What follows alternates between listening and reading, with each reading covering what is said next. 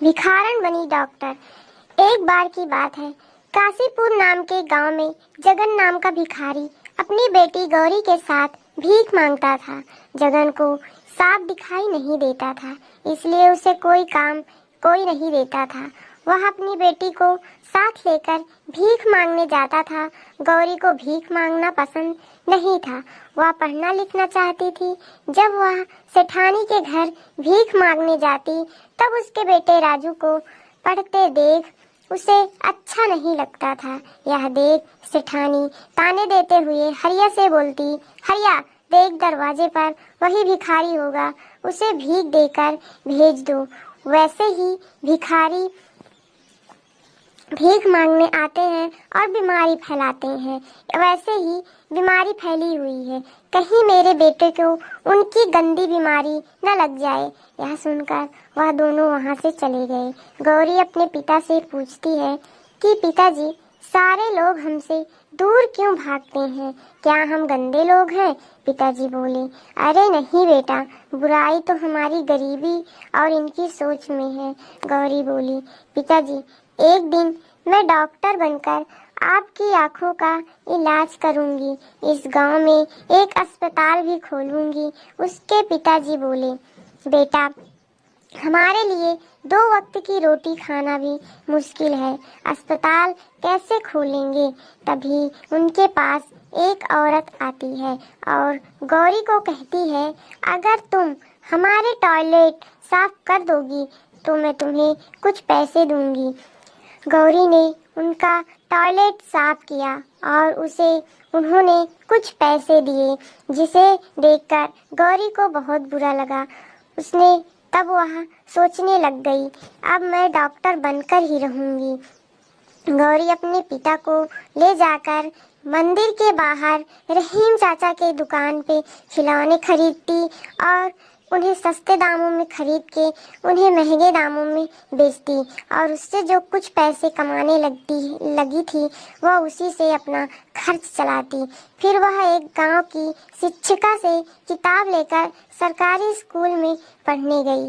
अब गौरी रोज स्कूल में आकर खिलौने बेचती और पिता का ध्यान भी रखती। गौरी रात भर जागकर पढ़ाई करती और हमेशा अव्वल नंबर लाती। गौरी की कामयाबी देखकर गांव के सभी लोग उससे बहुत जलने लगे और सबको आश्चर्य हुआ कि गौरी इतनी कामयाब कैसे हो गई। धीरे धीरे गौरी बड़ी होती गई और कॉलेज में दाखिला लेने के लिए परीक्षा देने लगी। उसकी शिक्षिका उसका पूरा साथ देती थी। इम्तिहान में टॉप करके उसके पिताजी और शिक्षिका बहुत खुश हुए। अपनी पढ़ाई पूरी करने के लिए गौरी को बाहर जाना पड़ता, इसलिए गौरी बहुत दुखी हो गई, क्योंकि उसके पिता देख भी नहीं पाते थे और उनको छोड़कर वह बाहर नहीं जाना चाहती थी। परंतु उसका बिल्कुल भी मन नहीं होता है अपने पिता को छोड़कर जाने का। जब शिक्षिका उसके पिता की सारी जिम्मेदारी लेने के लिए तैयार हो जाती है, तब गौरी बाहर जाने के लिए तैयार हो जाती है। वह बाहर जाकर गौरी बिल्कुल लगन के साथ अपनी पढ़ाई जारी रखती है। थोड़े समय तक उसकी कोई खबर नहीं आती है और गांव फिर से महामारी फैलने का शिकार बन जाता है। रेनू के पिता और राजू इस बीमारी से अस्पताल में पड़े रहे। वहाँ कोई भी डॉक्टर नहीं आ रहा था। इतने में एक नर्स आकर बोलती है कि आप दुखी मत होइए, आज हमारे अस्पताल में एक बहुत बड़ी डॉक्टर इलाज करने आ रही हैं। तभी वहाँ गौरी आती है और सभी उसे देखकर हैरान रह जाते हैं। तभी वह अपने पिता के पैर छूती है और सबका इलाज शुरू कर देती है।